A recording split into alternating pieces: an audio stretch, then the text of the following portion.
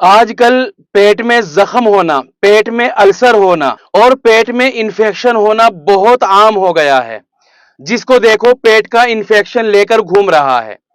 سب سے پہلے تو میں بتلا دوں کہ پیٹ کے انفیکشن کی نشانی کیا ہے۔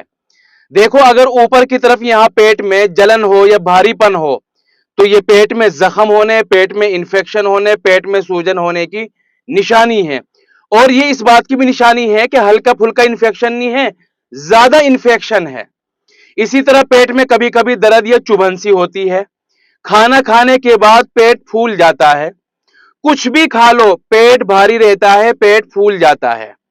کچھ لوگ تو ایسے ہیں کہ تلی ہوئی بھنی ہوئی چیزیں کھاتے ہیں، فرائی چیزیں کھاتے ہیں تب پیٹ بھاری ہوتا ہے، سادہ کھانا کھاتے ہیں تب پیٹ صحیح رہتا ہے۔ لیکن جن لوگوں کے پیٹ میں انفیکشن ہے یا زخم ہے، ان لوگوں کو، وہ لوگ چاہے کچھ بھی کھا لے ان کا پیٹ بھاری ہو جاتا ہے۔ اسی طرح گیس ایسیڈیٹی بن کر دل دماغ کی طرف چڑھ جاتا ہے۔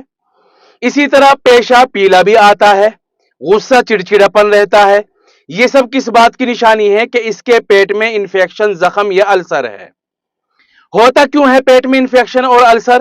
زیادہ تیزاب والی چیزیں، یعنی وہ چیزیں جن کے اندر تیزابیت اور ایسڈ زیادہ ہوتا ہے، وہ کون کون سی ہوتی ہے؟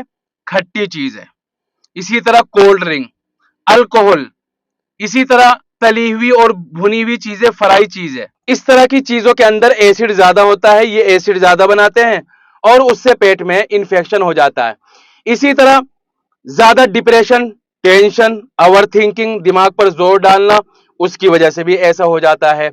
زیادہ مرچ مسالوں کا استعمال کرنا، اس کی وجہ سے بھی ایسا ہو جاتا ہے۔ بہرحال بہت ساری چیزیں ہیں جس کی وجہ سے پیٹ میں انفیکشن ہو جاتا ہے۔